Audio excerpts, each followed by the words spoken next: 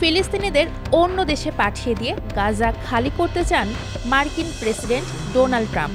তার এই প্রস্তাবে বিপাকে পড়েছে মিশর ও জর্ডান, কারণ ট্রাম্প ফিলিস্তিনিদের গাজা থেকে সরিয়ে মিশর ও জর্ডানে পাঠিয়ে দিতে চান। ডোনাল্ড ট্রাম্প মনে করছেন এভাবে মধ্যপ্রাচ্যের সংকট দূর করতে পারবেন তিনি চান গাজার আরও ফিলিস্তিনিদের মিশর ও জর্ডান আশ্রয় দেবে। এ নিয়ে জর্ডানের বাদশাহ দ্বিতীয় আবদুল্লাহর সঙ্গে এরই মধ্যে কথা বলেছেন ট্রাম্প এবং মিশরের প্রেসিডেন্ট আবদেল ফাত্তাহ আল সিসির সঙ্গে কথা বলবেন। ট্রাম্প বলছেন, আমি চাই মিশর গাজা থেকে আরও ফিলিস্তিনি নিয়ে যাক। আপনারা সম্ভবত 15 লাখ মানুষের কথা বলছেন, তাদের অন্যত্র সরিয়ে নিয়ে গাজা খালি করতে হবে আমাদের।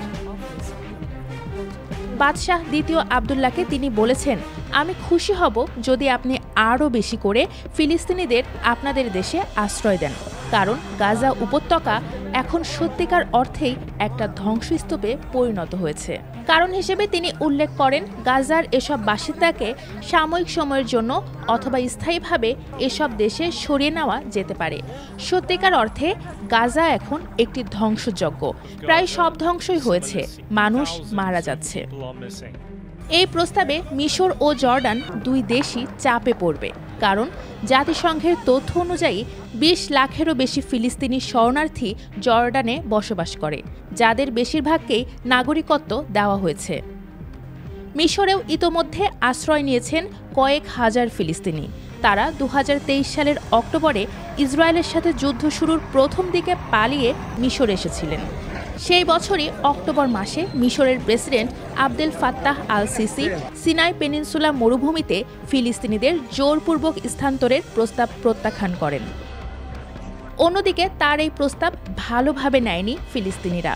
হামাস ও প্যালেস্টিনিয়ান ইসলামিক জিহাদ PIJ বলছে, এই প্রস্তাবনা গাজার ফিলিস্তিনিদের জন্য ক্ষোভের কারণ হতে পারে, কারণ তারা এই ভূখণ্ডকে তাদের নিজেদের ভিটেমাটি হিসেবেই দেখে।